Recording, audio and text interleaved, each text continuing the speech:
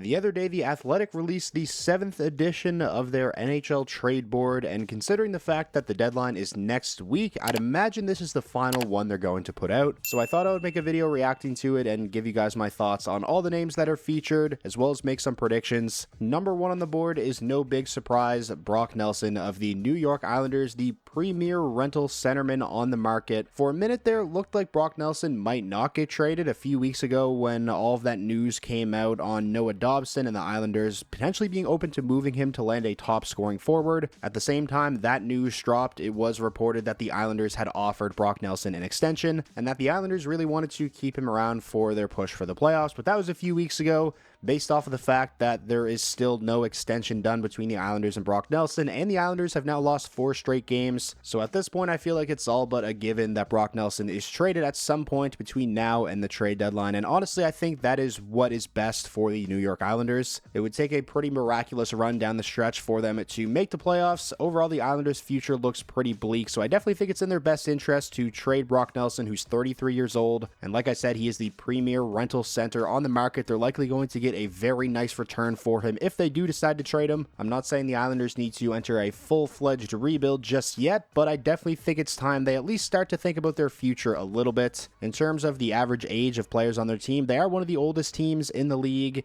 They have one of the weaker prospect pools in the league. In my opinion, extending Brock Nelson and trying to keep him around and remain competitive with this core would be really short-sighted. Number 2 on the trade board is Rickard Rakell of the Pittsburgh Penguins. He's having a really good year for them, 25 goals in 59 games. We know the Pittsburgh Penguins are open for business. We already saw them trade Marcus Pettersson for a first-round draft pick earlier in the season. And if I had to guess, if they trade Rickard Rakell, I think the return for him probably starts with a minimum of a first-round draft pick as well. Because, like I said, he's having a really strong season with Pittsburgh, and he has a very reasonable cap hit of just $5 million, and he's signed for 3 more seasons following this one. The other day, I mentioned teams like Ottawa and Tampa Bay as potential fits for Rickard Rakell. I think he would be a great addition for either of those teams and really round out their top 6. Number 3 on the trade board is Seth Jones, defenseman for the Chicago Blackhawks. We know Seth Jones wants to be traded. He wants to go to a contending team where he has a chance to win, but obviously his contract makes a trade very difficult for the Chicago Blackhawks to pull off. And for that reason, at first, I didn't think we would see a Seth Jones trade before the deadline. I thought that it's more likely a Seth Jones trade would take place in the offseason. But after listening to his post-game comments after Chicago's loss last night against Utah, I think it's likely Chicago really tries to get something done before the deadline and move on from Seth Jones ASAP because the dude just seems completely checked out. Number 4 on the trade board is Rasmus Ristolainen, a defenseman for the Philadelphia Flyers. He has a cap hit of $5.1 million and is signed for 2 more seasons following this one. There really isn't any big right shot rental defensemen on the trade market this year, guys that are capable of playing over 20 minutes a night like Rasmus Ristolainen can, so it makes sense to see him on here. I think the $5.1 million cap hit is a little bit pricey for what Ristolainen brings to the table, and like I said, he's still signed for 2 more seasons, so if Philadelphia is going to trade him, they may have to retain some salary. If not, then I can't see the Flyers getting some crazy return for Ristolainen if whatever team is trading for him is going to be taking on his full contract. Moving on now to number 5 on the trade board, we have Ryan Donato of the Chicago Blackhawks, who is having the best season of his career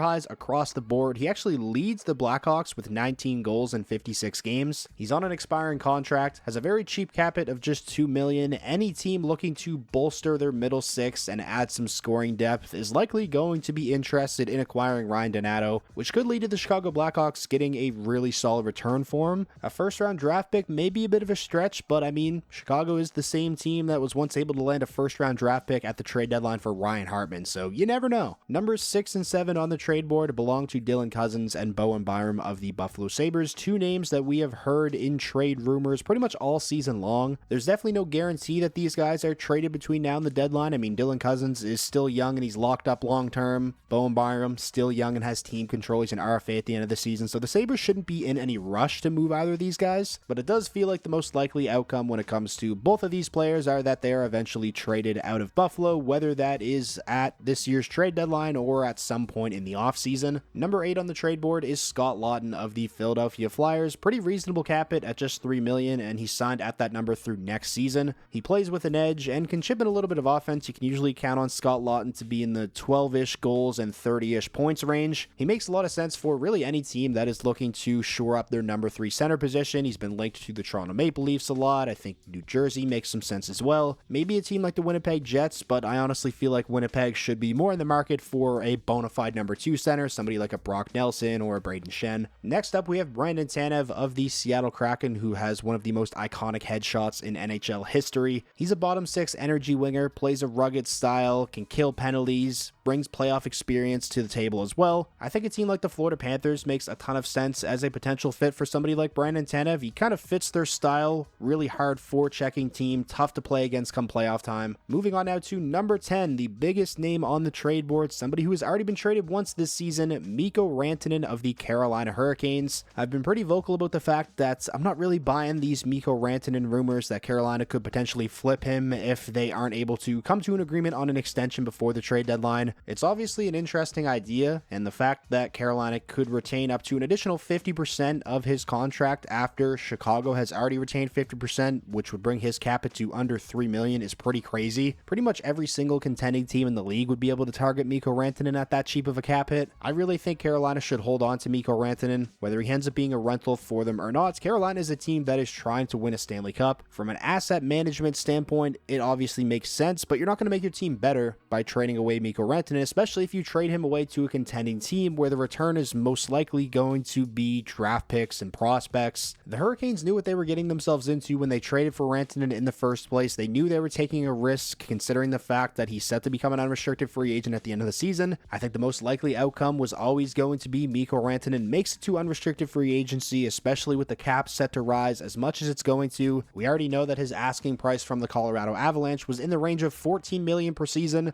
If he makes it to unrestricted free agency, which again, I think that is what's going to happen. I think that's what Mikko Rantanen wants to do. I wouldn't be surprised to see him get a contract worth more than $14 million a season, especially from a team like the Chicago Blackhawks, for an example. So we'll see what ends up happening. Mikko Rantanen is definitely the most intriguing name leading up to this year's trade deadline. Like I said, I'm not really buying this whole idea that Carolina could be looking to flip him, but I wasn't really buying the whole idea that Colorado could potentially look to trade him in the first place, and they obviously did. So I've been wrong before and I'll be wrong again. Moving on now to number 11 on the trade board, we have Braden Shen, captain of the St. Louis Blues. Sort of a newer name on trade boards. He's not really someone that was brought up a whole lot earlier in the season, but his name has certainly been brought up quite a bit recently. Elliot Friedman reported that teams are potentially looking at the idea of trading for both Braden Shen and Luke Shen. Toronto is a team that has been rumored to have a lot of interest in Braden Shen. The fit makes a lot of sense. I think Braden Shen could do a lot of damage as a number 3 center on a contending team. He's got playoff experience. He's won a Stanley Cup, still well over a half point per game player. His contract is on the pricier side. He has a cap hit of $6.5 million and is signed at that number for 3 more seasons following this one, and he's already 33 years old, so there would definitely be some risk involved in trading for a guy like Braden Shen, but in the short term, I mean, he's definitely somebody who would be a big time addition for any contending team. It is worth mentioning though, Braden Shen has a full no trade clause, so at the end of the day, he gets the final say and would have to okay any kind of trade. Number 12 on the trade board is Kyle Palmieri of the New York Islanders. I feel the same way about him as I do Brock Nelson. I definitely think it's in the Islanders' best interest to trade him. He's 34 years old. He's a pending UFA. Certainly won't be as sought after or fetch the Islanders as good of a return as somebody like Brock Nelson, but Palmieri probably still a pretty valuable trade asset. Scored 30 goals last season, is on pace to score around 25 this season. I know trading both Nelson and Palmieri would effectively kill any chance the Islanders have at making the playoffs this season, but like I said earlier in the video, it's time for the New York Islanders to start thinking about their future a little bit, and the first step in doing that is moving on from these pending UFAs like Palmieri and Brock Nelson. And I mean, let's be real, even if they decided to hold on to both of these guys and push for the playoffs, they probably still wouldn't make it anyways. Number 13 on the trade board is Carson Soucy, defenseman for the Vancouver Canucks. Not a surprise to see him on here. After acquiring Marcus Pettersson, he was bumped a little bit further down the depth chart, and he actually recently served as a healthy scratch for Vancouver. Trading him may not be the easiest thing to pull off though for Vancouver. He has a no trade clause. Can't imagine his value is really high right now. If they are able to move him, it'll likely just be for peanuts. Number 14 and number 15 on the trade board are Yoel Armia and Jake Evans of the Montreal Canadiens, a couple other pending UFAs. I think both of these players would make pretty decent additions to a contending team's third line. Jake Evans especially kind of fits the same mold as guys like Trent Frederick and Scott Laughton as players who make a lot of sense for teams looking for a number 3 center. Next up at number 16, we have Casey Middlestat, centerman for the Colorado Avalanche. Middlestat is was in the first season of a 3-year extension he signed with the Avalanche, and he really just hasn't been the player they'd hoped he'd be this season. Just 9 goals and 23 assists in 59 games. His defensive play isn't great. After already trading Mikko Rantanen, if the Avalanche want to make another big splash and really look to bolster their top 6, Casey Middlestad and his $5.75 million cap hit is definitely a candidate to be moved. He's 26 years old, so I feel like he's still young enough and has shown enough promise in the past as to where there would definitely be some teams interested. I mean, the guy had back-to-back 50-point seasons coming into this season. Moving on now to number 17, we have Gustav Nyquist of the Nashville Predators. We talked a little bit about Nashville on Monday when I made a video ranking all 32 NHL teams on a tier list heading into the deadline. In that video, I said it's not going to be easy for Nashville to enter a full-on rebuild with the amount of players they have locked up to big money long-term contracts, but I definitely think it would be wise for Nashville to look to move some of the players on the team that aren't locked up to those big money long-term deals that still have some value, players like a Gustav Nyquist, to try and get some more draft capital, because I mean, Nashville's future is looking pretty bleak right now. Nyquist is a guy that I think could get them a decent return, maybe a 2nd and a 3rd round draft pick or something like that. I mean, his offense has fallen off quite a bit this season, but I mean, this is a guy who had 75 points just last season. He's a pretty versatile player. He can play both special teams. I'm a big fan of his, if you couldn't tell, so I'd like to see him go to a contending team. At number 18 on the trade board, we have Trent Frederick of the Boston Bruins. It is weird to be talking about Boston as potential sellers heading into a trade deadline, but here we are. They're on the outside looking in terms of the playoff race. They've lost 4 straight games. I can't see Boston doing something so drastic that,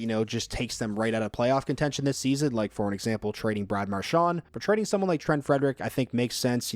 Cheap contract, cap of just $2.3 million. Pending UFA, plays a premium position at center, he's physical, and although his offensive production has fallen off this season, we know he's capable of putting the puck in the net, so I could definitely see a team overpaying for a guy like Trent Frederick. At number 19 on the trade board, we have Matthew Olivier. I said recently on the channel that I feel like Columbus's front office kind of owes it to this group to try and keep things intact and let them make a legit push at making the playoffs this season. Columbus is a team that has obviously overachieved this season. They've been one of the best stories in the NHL, so I'd like to see them for the most part keep this group together, but I mean, trading a guy like Matthew Olivier wouldn't shake things up too much. He is a 4th line physical energy guy who has seen his shooting percentage this season rocket up to 15.1%, which is unsustainable. He's got 11 goals, which is a career high for him. His previous career high was just 5, so it's not a surprise to see him on here. I think it makes sense that Columbus could be wanting to cash in on Matthew Olivier while he's having a career year. Next up at number 20, we have Jamie Alexiak, a defenseman for the Seattle Kraken. The dude's massive, 6'7". He's definitely an opposing force out there. He's a really good shot blocker, but for his size isn't overly physical. Defensemen like Riker Evans, Adam Larson, Josh Mahura, and Brandon Montour all have more hits than him this season on Seattle. If he does end up getting traded, I can't imagine the return is going to be anything too special for Seattle. His ice time is down compared to last season. He's still signed through next season at a cap of $4.6 million, which is a little bit pricey for a guy who has been playing 3rd pairing minutes this season for the most part. At number 21, we have Brock Besser of the Vancouver Canucks. It is no secret that Vancouver has a pretty tough decision to make regarding Brock Besser. Vancouver is in the thick of the wildcard hunt in the Western Conference. They're 1 point back of Calgary for that 2nd wildcard spot, and obviously if you trade a guy the caliber of Brock Besser, your playoff chances would likely take a pretty big hit. So do you keep him around for your playoff push but run the risk of losing him as a free agent, or do you trade him? If I had to guess, I'm going to say they end up keeping Brock Besser this season with or without an extension.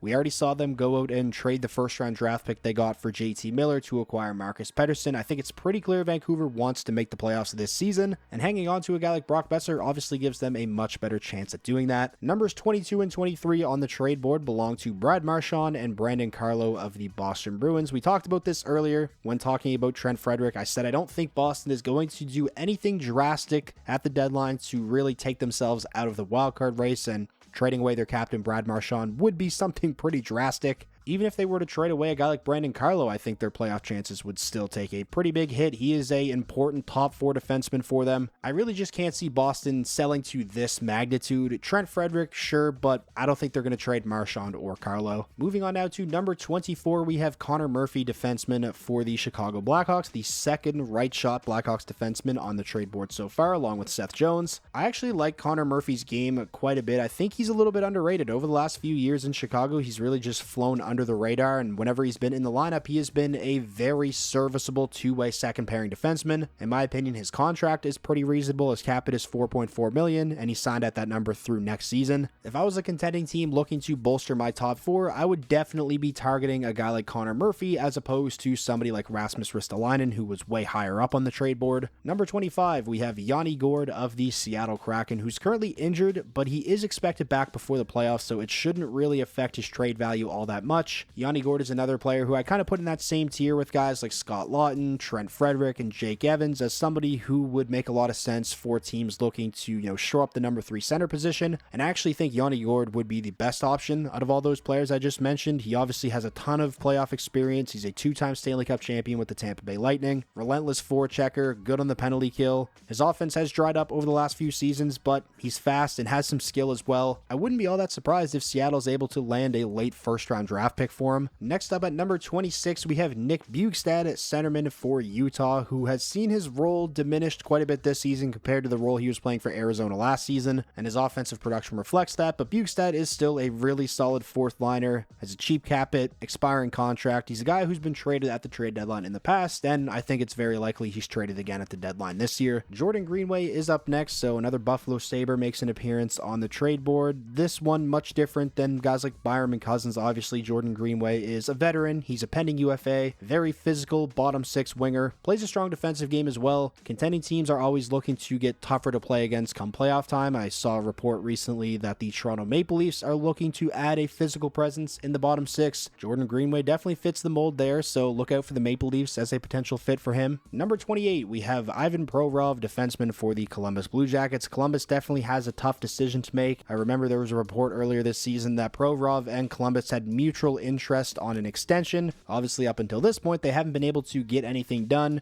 Columbus does currently occupy the second wildcard spot in the Eastern Conference, and like I said earlier in the video, I'd really like to see them keep this group intact and let them make a push for the playoffs. And Provorov has been really solid this season for the Blue Jackets on the back end, but if a team out there gives them a really good offer, it's probably going to be difficult for a team like Columbus to turn down for a guy in Provorov who is still a pending UFA at this point. At number 29, we have Mario Ferraro, defenseman for the San Jose Sharks, a guy who plays tough matchup minutes on a bad team. I think he would likely fare a lot better playing in a more sheltered role on a contending team, which may end up happening if he is traded at some point between now and the deadline. Ferraro has a cap hit of $3.25 million, and he signed at that number through next season, so I don't think there's any guarantee he's traded at this year's deadline, but if not this year, I think he will likely be used as a trade chip at next year's deadline when he's on an expiring contract. At number 30 and 31, we have a couple more Nashville Predators, Ryan O'Reilly and Michael McCarron. Like I said earlier when talking about Gustav Nyquist, I definitely think it would be in Nashville's best interest to try and move on from some of these guys that aren't locked up to big money long-term deals, like a Nyquist and like Ryan O'Reilly, whose contract is fantastic. He's on a very team-friendly deal. As the Athletic states in the little written piece here on Ryan O'Reilly, he has indicated to Nashville that he wants to stay, but he has no trade protection on his contract. So if Barry Trotz gets an offer he can't refuse, I mean, at the end of the day, he has to do what's best for the future of the organization. And considering how valuable Ryan O'Reilly could be to a contending team, I wouldn't be surprised if there is a team out there that would be willing to give Nashville a big haul for Ryan O'Reilly. Michael McCarron, not so much. I can't really see Nashville getting anything more than a late round draft pick for him. At number 32, we have David Savard of the Montreal Canadiens, pending UFA. Definitely not the player he once was. He's not going to fetch the Montreal Canadiens a first round draft pick like he was able to fetch Columbus a few years ago when he was dealt to Tampa Bay at the deadline, but he's a guy that should definitely still garner quite a bit of interest from around the league. He's a good shot blocker, can kill penalties, he's got playoff experience. He obviously won a Stanley Cup in Tampa Bay after he was traded there at the deadline that year. I know there's Montreal fans out there that don't want Montreal to just completely sell at the deadline because they are still in the playoff race in the Eastern Conference, but at the end of the day, a guy like Savard is definitely expendable. I would say more so than a player like Jake Evans, especially after bringing in someone like Alexander Carrier on the right side. Trading away David Savard, I don't really think would have much of an impact on Montreal's playoff chances this season. At number 33, we have Brian Dumoulin, defenseman defenseman for the Anaheim Ducks. I've said multiple times that I don't really think Detroit should be in the market for rentals, but what I really meant by that is they shouldn't be in the market for, the big name rentals. They shouldn't be trading away top prospects or first or second round draft picks for someone that isn't going to be around beyond this season. But if Detroit can acquire a guy like Brian Dumoulin for the right price, I wouldn't be opposed to that at all.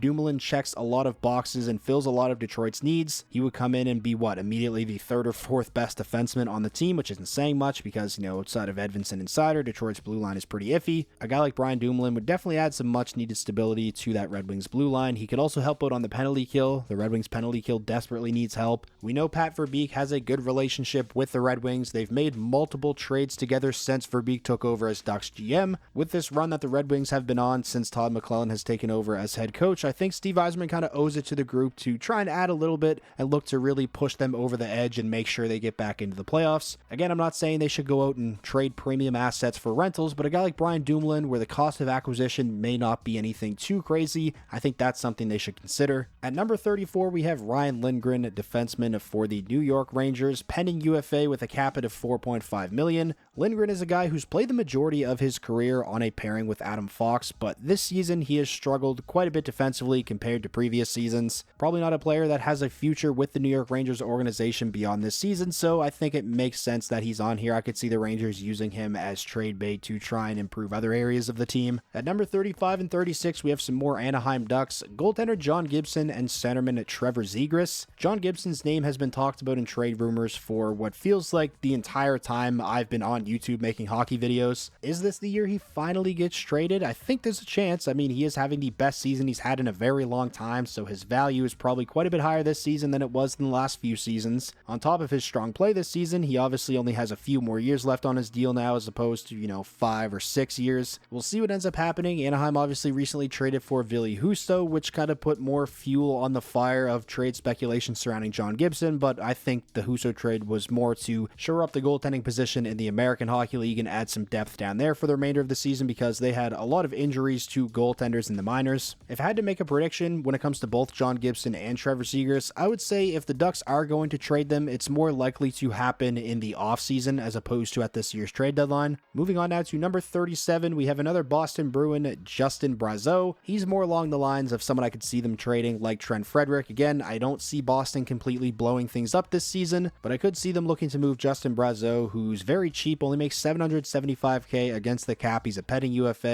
That cheap cap it only increases his value. He's really blossomed into a pretty useful bottom six power forward. He's got some scoring touch. He could play net front on the second power play unit, so I wouldn't be surprised at all if there's quite a few contending teams that have some level of interest in acquiring him. Nick Robertson comes in at 38. It feels like for the past few years his name has always been floating around in trade rumors. He's a guy that I think could desperately use a change of scenery. If the Maple Leafs are going to make a big splash at this year's deadline, I think it's all but a guarantee Nick Robertson ends up going back the other way for whichever player they end up acquiring. At number 39, we have Luke Kunin of the San Jose Sharks, pending UFA with a cap of $2.75 million. Can't imagine he's a guy with a whole lot of trade value. His analytics are awful.